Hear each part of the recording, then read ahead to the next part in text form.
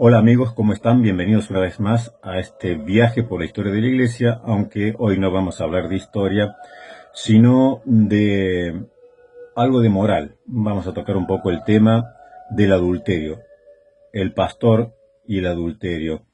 Ustedes saben que este es un tema que no se toca generalmente ni se escuchan muchas prédicas o enseñanzas desde los púlpitos acerca de esto, o solamente se toca al pasar. Sin embargo, es un enemigo silencioso dentro del protestantismo y del evangelicalismo. Siempre escuchamos hablar acerca de los sacerdotes católicos romanos y su problema que tienen con los menores y, bueno, distintos tipos de abuso que han cometido la Iglesia Católica Romana. Pero no miramos hacia dentro de nuestras filas, ¿m? Como les digo, este enemigo silencioso, el cual yo le he prestado atención durante muchos años, el tema del adulterio y los pastores en el mundo evangélico y el terrible daño que han causado a la iglesia. Y son muchos más los casos de lo que nos podemos imaginar. Muchos más casos de lo que salen a luz. ¿No? Por años ocultos, por años destruyendo. Es una de las cosas que más destruye la iglesia. Todos sabemos que los pecados, podemos decir, todos los pecados conducen a la muerte, todos los pecados ofenden a Dios, todos los pecados nos destruyen a nosotros mismos. Pero sabemos que hay pecados gravísimos, pecados que causan un mal mayor, una destrucción absoluta. Y uno de estos pecados, que desde muy temprano condenó la iglesia, es el adulterio.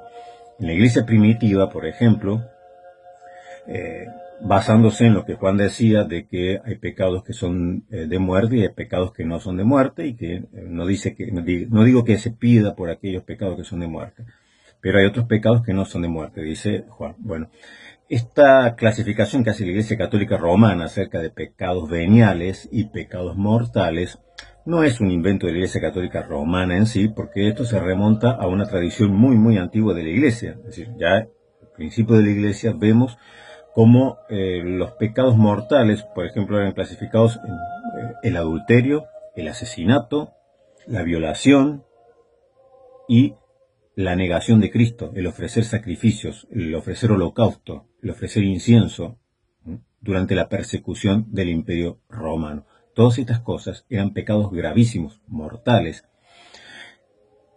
que llevaban a la pérdida de la salvación. Así como hoy se discute si la salvación se pierde o no se pierde, si nosotros nos remontamos a la historia de la Iglesia, y yo les animo,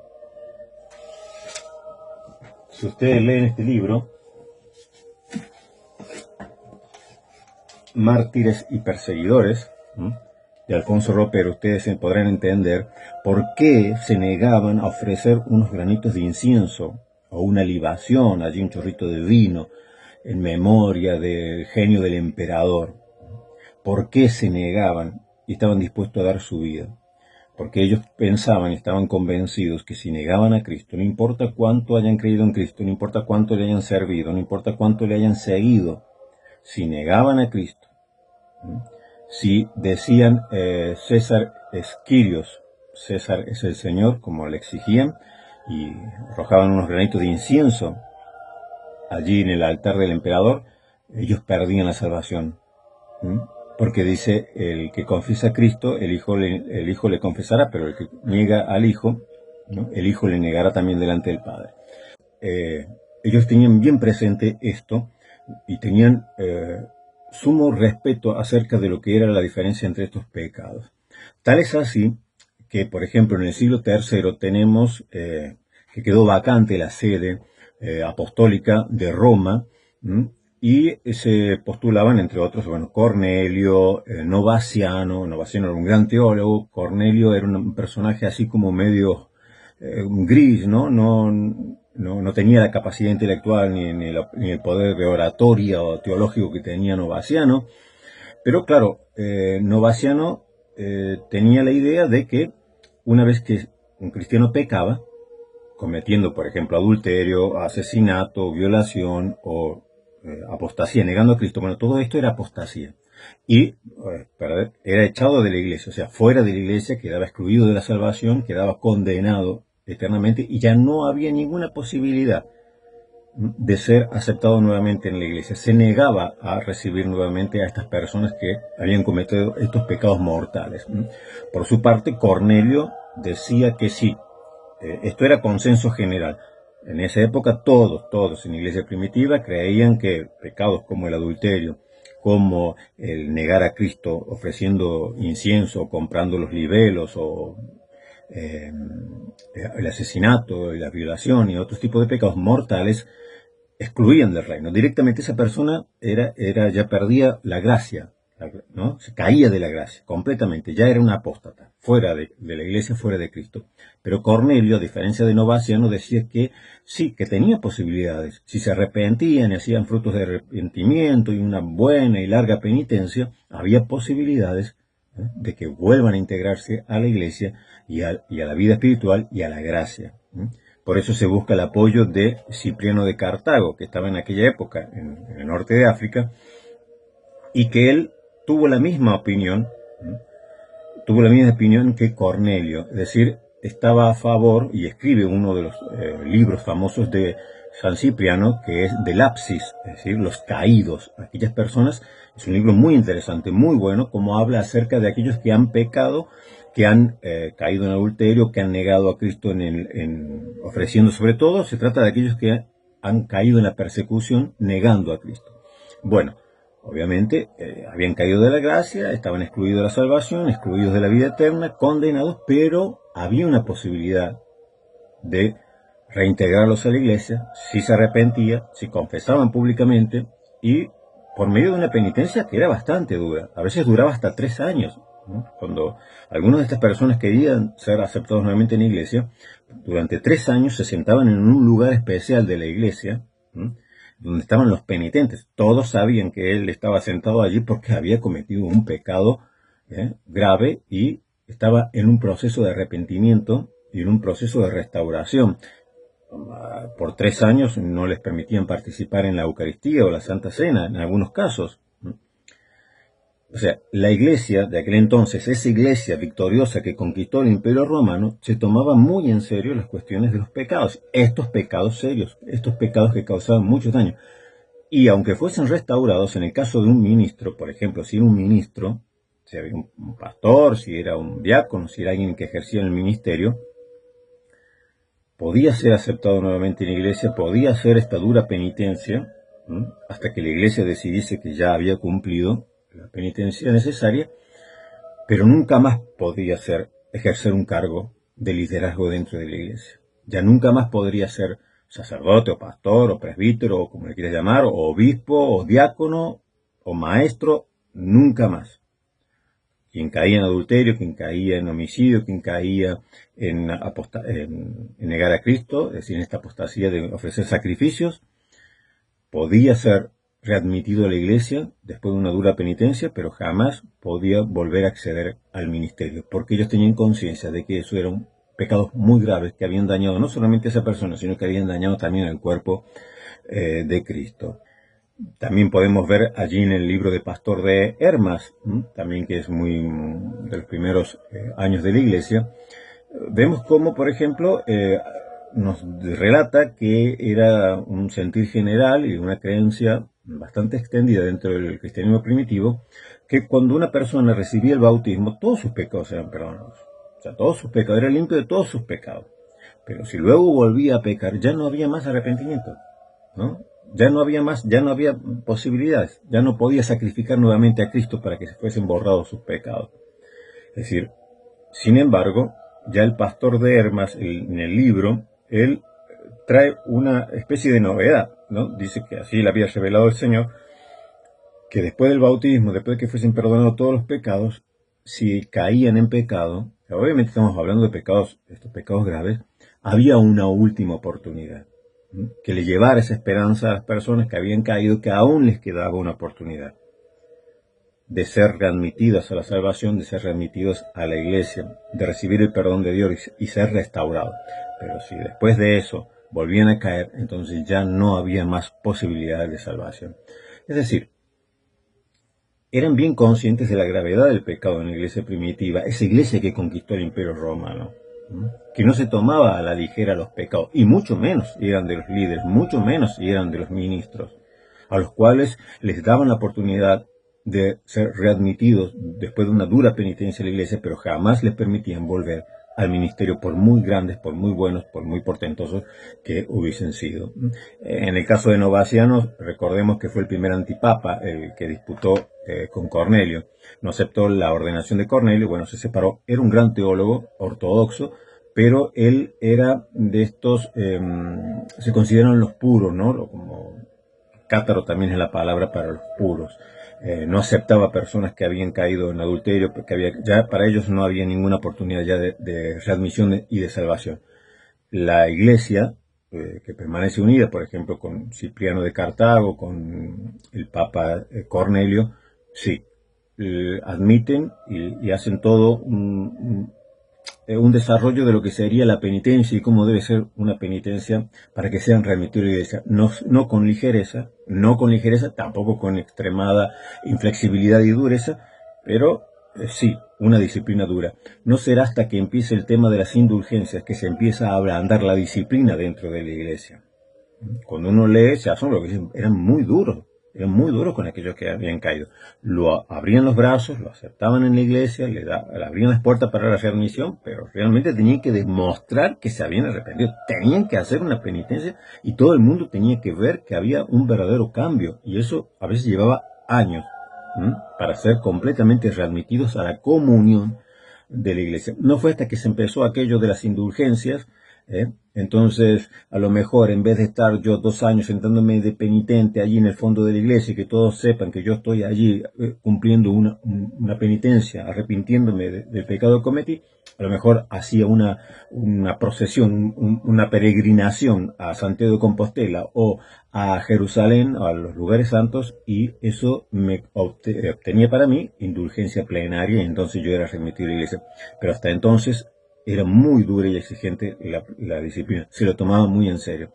Luego, obviamente, aquello de las indulgencias se degenera hasta que llega en el periodo del Renacimiento, en el siglo XVI, en la compra y venta descarada que impone Julio II, el Papa Julio II y León X, para restaurar, para edificar la Basílica de San Pedro y todo el Vaticano, con todos esos sueños de grandeza que tenía Julio II y León X, que eran los papas del Renacimiento. Entonces, la compra y venta de indulgencias que motiva la Reforma Protestante, porque se fue perdiendo ese sentido que tenía la iglesia primitiva de la disciplina, de una disciplina dura.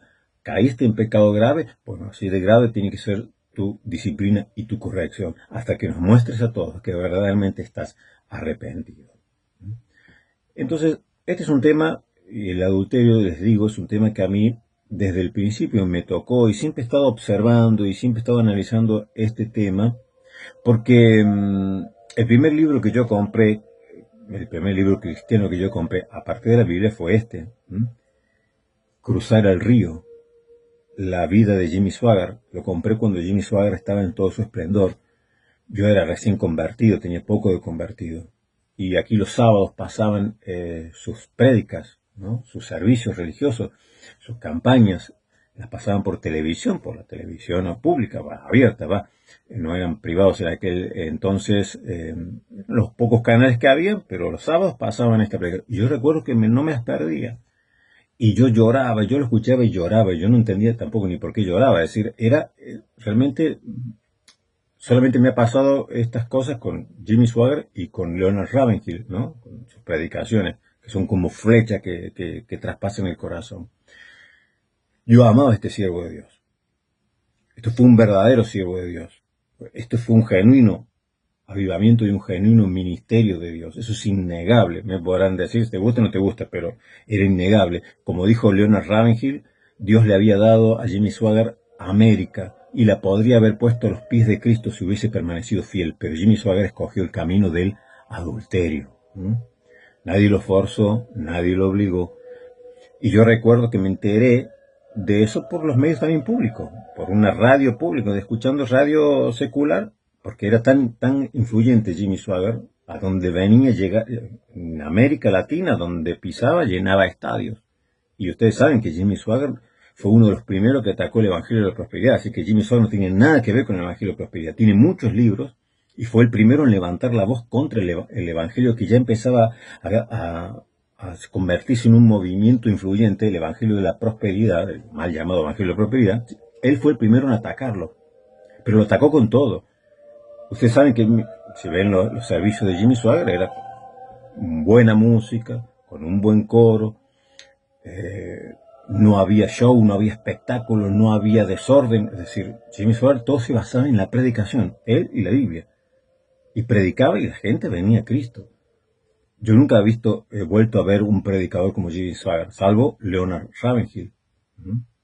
Y le pido a Dios que vuelva a levantar algún día, que pueda yo ver un evangelista, porque eso fue un ministerio de evangelismo, un evangelista de la talla y del nivel de Jimmy Swaggart. Pero lamentablemente, se fue deslizando en el adulterio, no oyó las voces que le advertían, y terminó excluido. Las propias asambleas de Dios le exigieron que dejase de predicar, y él dijo, no, yo no voy a dejar de predicar porque las almas se van a perder si yo no predico. Las asambleas de Dios les quitó el carnet, y dijo, bueno, ya no pertenece más a nosotros si no quieres someterte a la disciplina. Y él no quiso someterse a la disciplina. No perdió el talento de cantar, no perdió la oratoria, la retórica, no perdió esa gracia personal que tiene Jimmy Swaggart. Sin embargo, nunca fue el mismo, porque perdió la unción de Dios por causa del adulterio. Y por más que se arrepintió, después con unos años, y por más que después de muchos años lo volvió a intentar, ya nunca fue el mismo. Ya una vez que caíste en eso, en un pecado tan grave como eso, por más que Dios te restaure, hay algo que se rompe, nunca vuelve a ser. Estas personas reciben una gracia especial de Dios que no la reciben todos. No todos pisan cualquier lugar del mundo y son capaces de llenar un estadio solamente para escuchar la palabra de Dios, porque Jimmy Swaggart no prometía nada, ni milagros, ni señales, ni prodigios, ni prosperidad, nada, solamente predicaba el Evangelio. Y se llenaban los estadios para escucharlo, solamente predicar el Evangelio. O sea, estas gracias especiales, y en épocas que no había los medios de comunicación que ahora, que no había redes sociales, que no había nada, absolutamente nada, el boca a boca, sin embargo, alcanzaba multitudes. Dios le concede a ciertos hombres estos ministerios tremendos, pero si lo descuidan, ya no hay forma de recuperarlos, porque a Dios nadie lo puede engañar. Y yo me acuerdo, fue un golpe durísimo para mí. Yo era nuevo en el Señor. Decía, Señor, ¿por qué permites que estos hombres crezcan, lleguen a tal altura, a tal dimensión? Y luego parece que le quitaras la mano y los dejaras caer hacia el abismo. Y luego otro pastor que también yo apreciaba mucho de aquí de Argentina, también, luego me enteré, caí deslizado hacia el adulterio. Y yo estaba firme en el Señor, es decir, porque el Señor me sostuvo, pero yo me recuerdo que fue un golpe durísimo. Y muchas personas se apartaron de la fe por causa de esto, del adulterio de Jimmy Swaggart. Porque, como les digo, no todos los pecados producen el mismo daño. El adulterio es un pecado que no solo daña a la persona, daña al círculo íntimo, familiar, lo destruye, pero no se queda allí. El adulterio es uno de los pecados que más destruye congregaciones. Yo he visto iglesias hermosas, rebosantes de vida, ser destruidas por el adulterio del pastor. Pastores que caen en adulterio, lo ocultan a la congregación, salen a la luz esos pecados muchos años después y dicen, no, es que Dios ya me restauró. Sí, pero tú no te arrepentiste públicamente, no confesaste públicamente tus pecados. No aceptaste la disciplina, no te apartaste del ministerio. Y luego se vuelve a repetir la historia con sus hijos que están puestos en el ministerio y vuelven a pecar en el mismo pecado de sus padres, cometen adulterio y otra vez allí la iglesia tratando de tapar el pecado, porque claro, es el hijo del pastor, que no. Pero eso es ocultar la podredumbre debajo, tarde o temprano se termina pudriendo todo. Es uno de los pecados más horribles, que más trastornos, que más almas arrojan fuera de la iglesia. Hermanos débiles, el débil en la fe. ¿Por qué? Porque el Señor Jesucristo, cuando les dijo, hablaba de los fariseos, ¿qué decía de los fariseos? Ustedes escuchen y hagan caso a lo que dicen, pero no lo que hacen. ¿Eh? ¿Y cómo les llamaba el Señor Jesús a esos que dicen, pero no hacen lo que dicen? ¿Mm? Y le dicen, no, bueno, ustedes háganle caso a lo que dicen, pero no lo que hagan. Miren lo que dicen, pero no lo que hacen. ¿Eh? ¿Cómo les llamaba? Hipócritas. ¿Mm? Si yo me paro en un púlpito, el adulterio, por empezar, uno dice cayó en adulterio, nadie cae en adulterio.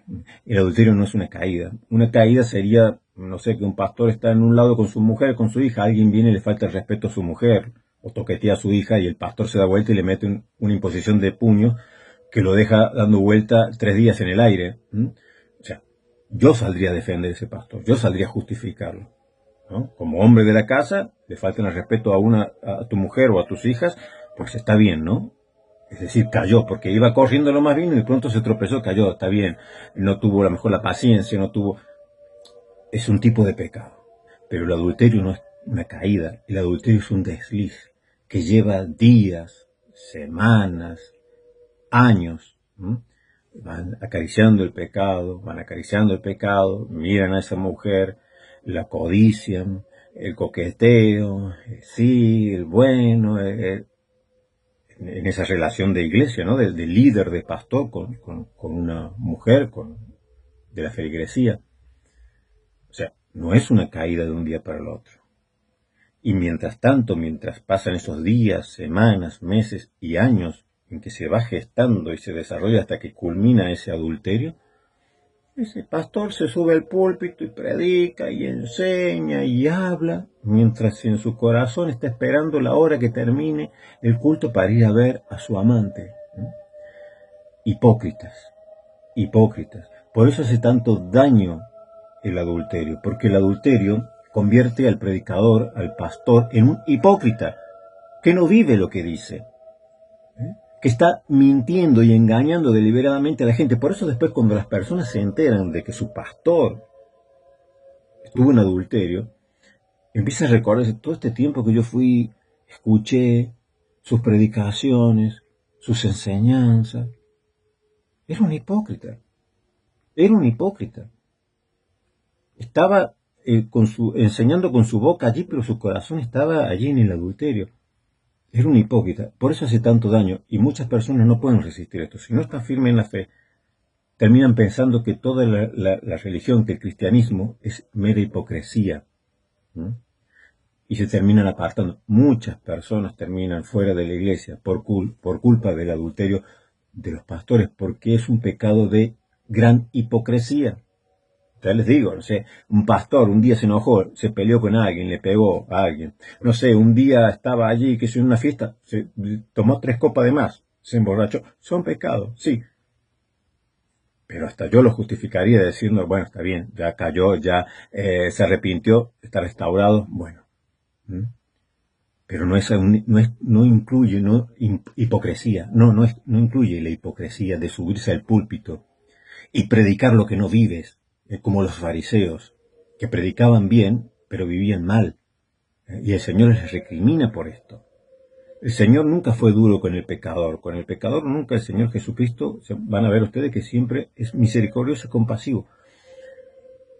Pero hipócrita, generación de víboras, es durísimo con los fariseos, porque ellos eran los líderes religiosos. El Señor Jesús no es tolerante, no es muy tolerante con los líderes religiosos.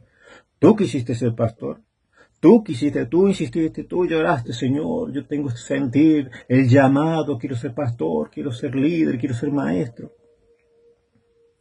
Bueno, tienes que atenerte a las consecuencias también si no cumples fielmente eso que por lo que tanto suspiraste. Y el Señor no tolera a los hipócritas. No tolera a los hipócritas. Por eso cuando yo dicen, hoy oremos por el hermano que cayó en adulterio. Sí, pero espérate. Más que orar por él, ora por todos los que vienen detrás, que tú no lo ves y que la mayoría de la gente no lo ves, que silenciosamente son las víctimas de ese adulterio, que son la cantidad de hermanos débiles en la fe que se terminan apartando, que se terminan yendo de la iglesia pensando que todo es hipocresía, porque no pueden soportar la idea de que ese pastor, al que admiraban, al que lo tenían por ejemplo, él era un hipócrita porque estaba predicando lo que no vivía, porque era consciente de que él estaba en pecado, sin embargo disimulaba, fingía, actuaba desde el púlpito. Y eso la gente no lo puede tolerar. La gente no puede tolerar la hipocresía. A veces alguien puede tener mal carácter y a veces ser una persona que a veces sea difícil de tratar. Las faltas dice que uno las sobrelleva con el amor, pero no la hipocresía. No la hipocresía. La hipocresía es imposible sobrellevarla con amor. Al hipócrita no se le puede tolerar. Por eso el Señor Jesucristo no toleraba a los hipócritas. Por eso el Señor Jesucristo los denunciaba públicamente. Y no tenía mucha compasión y piedad cuando hablaba con los fariseos. Le decía de las cosas más fuertes que nunca le decía a un pecador común. Pero a un líder religioso Jesucristo no le perdonaba una. Porque ellos estaban allí. Ellos querían estar allí. El ministerio, hermanos, el poder, el ministerio significa poder, significa autoridad. El poder es seductor. Tú puedes ser una persona que no te ve nadie, no te miran ni las ratas, pero basta que tengas un poco de poder para que de pronto te conviertas en atractivo. Ya se te empiece a pegar la gente, ya en la iglesia. El solo hecho de tocar un instrumento musical, de dirigir las alabanzas, ya mientras estabas allí abajo es una cosa, pero desde el momento que empiezas a subir al altar a ministrar, sea en cualquiera de las áreas, ya cambia la cosa. Ya empiezas a tener cierto poder y autoridad dentro de la iglesia. Y el poder es seductor. El poder es atractivo. Cuanto más un pastor, cuanto más un maestro, cuanto más, mientras más fama tenga, mientras más autoridad, mientras más poder tenga, cuanto más seductor será ese poder. Por eso es peligroso, por eso es un tema que tenemos que tratarlo, porque hace mucho daño dentro de la iglesia evangélica. Nosotros hablamos de los sacerdotes católicos romanos y de todas las desgracias que cometen, pero miremos a nuestros púlpitos, miremos a nuestros pastores, miremos dentro este enemigo silencioso que tenemos, este mal endémico dentro del mundo evangélico y protestante que es el adulterio, que se da mucho entre los pastores, porque el poder es seductor, el poder es atractivo. Estar en un puesto de preeminencia, en un puesto de liderazgo, en un puesto de eminencia, te rodea de cierto atractivo, que hace que personas que de otra manera ni se te acercarían, de esa forma se van acercando y pueden ser de gran tropiezo. San Juan Crisóstomo, este gran padre de la Iglesia de Oriente, él decía, no es de provecho alguno la fe sana cuando la vida es mala. No es de provecho alguno la fe sana cuando la vida es mala. De nada te sirve la sana doctrina cuando tu vida es mala, cuando tu vida no es sana. De nada te sirve la sana doctrina si tu vida no es sana, si tu vida no es buena. Entonces es algo que el líder tiene que tener en cuenta, muy presente esto. Más vale la vida buena que la doctrina buena. O sea, primero es la vida buena, porque entonces ahí estás reflejando, estás viviendo lo que estás predicando. Primero quiero ver tus hechos, primero háblame con tus obras, primero háblame con tu testimonio, luego predica. Porque yo me voy a dar cuenta si tu doctrina es sana por tu vida, si tu vida es sana. Si tu vida es saludable espiritualmente, entonces tu doctrina es saludable espiritualmente. Pero si te jactas de tener sana doctrina y tu vida es un desastre, pues no te sirve de nada a ti, ni va a servir de nada a tu congregación. Porque si no, eres un hipócrita. Eres un hipócrita. Tengo sana doctrina. Sí, pero si tu vida no es sana, eres un hipócrita. Delante de los ojos de Cristo, eres un hipócrita. No sirve para nada. Tu ministerio es nada. Entonces, yo espero que estos temas se toquen sin miedo dentro de la iglesia, dentro de las escuelas bíblicas, se predique desde los mismos púlpitos. Porque iglesias enteras son arrastradas, destruidas, muchas almas. No es solamente el que cae, el que se desvía en el adulterio. No es solamente él y el daño que hace a su familia. Son todos los demás, las víctimas invisibles, que nadie se acuerda de ellas, que son esos hermanos débiles en la fe, que terminan diciendo, todo es hipocresía. No puedo soportar que me hayan engañado, que me hayan dicho una cosa y el que me lo dijo era el primero en no cumplirla. Entonces, es tan importante la vida sana como la sana doctrina. Primero predica con tu vida sana, primero predica con tu testimonio, y luego podrás entonces de alguna manera, entre comillas, jactarte de tu sana doctrina. Así que es un tema muy serio y es un tema muy actual. Que si salieran a la luz todos estos pecados ocultos que hay en la iglesia de Cristo, la cantidad, yo me asombro, porque lo peor de todo es que muchos casos se enteran después, muchos años después, o muchos meses después de que está sucediendo.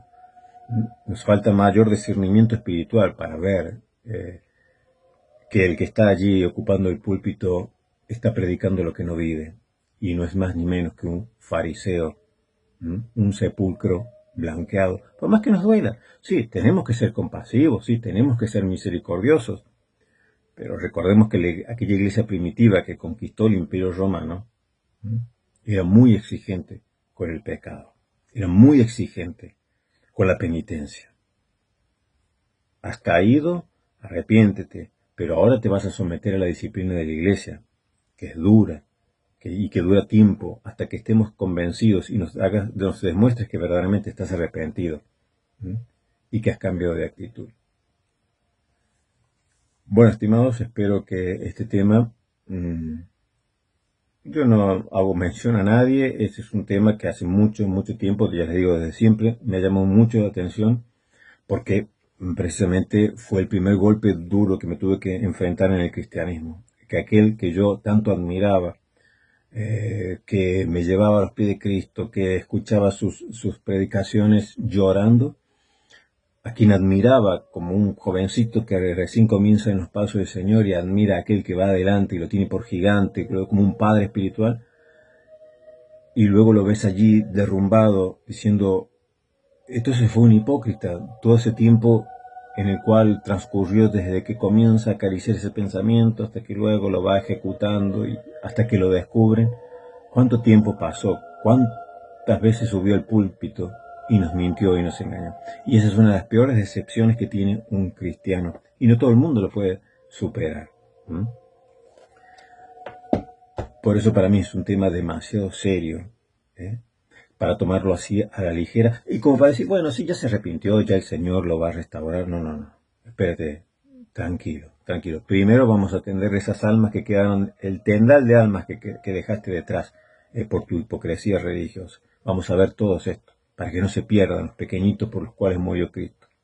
Y tú siéntate ahí y acepta la disciplina. Y si no aceptas la disciplina, entonces sí, fuera de la iglesia, ya no formas parte del cuerpo de Cristo. Y esto no es ser inmisericordia, es simplemente actuar con conciencia. Porque a veces por salvar a una persona vamos a perder a 100. A veces si lo decimos muy duro, y a veces seamos un poquito más blandos, no. Esa falsa misericordia, esa falsa compasión, si la tenemos con uno, pero no la tenemos con todos los demás, que son las víctimas silenciosas, por causa de la hipocresía de aquel que cometió el adulterio. Y como les digo, el adulterio no es la caída, no es una caída, no es un tropiezo, es un desliz que lleva horas, días, semanas, meses, años, en el cual se profana el altar, se profana el púlpito, se actúa hipócritamente, se engaña a la iglesia, y eso trae consecuencias terribles. No es que sacamos al pastor adúltero y ponemos otro como si no hubiera pasado nada, no, porque durante todo ese tiempo se contaminó el altar, se prostituyó el altar, durante todo ese tiempo las personas se van a sentir engañadas. ¿Cuántos sermones me tragué pensando que me lo predicaba alguien que realmente lo vivía? Y luego no pueden soportar el haber sido engañado. Ya bastante somos engañados cuando estamos en el mundo como para entrar a la iglesia y que nos sigan engañando. Eso no es fácil de soportar. Tampoco tenemos por qué soportarlo. No tenemos por qué soportar a líderes que nos engañan. No. Esa falsa misericordia, esa falsa piedad, con los líderes religiosos no la tuvo Cristo.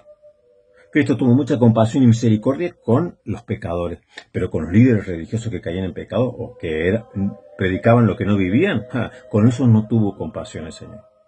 Con eso no mostró mucha paciencia, porque no hay nada peor ante los ojos de Dios que la hipocresía religiosa, la falsedad religiosa.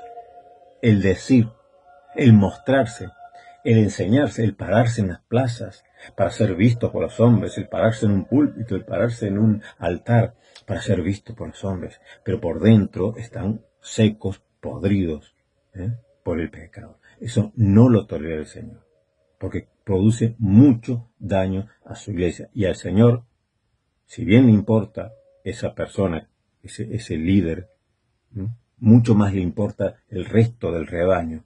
El resto del rebaño que va a ser devorado por los lobos o que va a ser ahuyentado, dispersado por culpa del pecado de alguien que voluntariamente y conscientemente por muchos días, por muchos meses y por muchos años caminó en la hipocresía, en la doblez de vida. Que el Señor los bendiga. Nos reencontramos en el próximo viaje por la historia de la iglesia. Esto ha sido todo. Muchas gracias por acompañarme en este viaje. No te olvides de suscribirte al canal para poder reencontrarnos próximamente.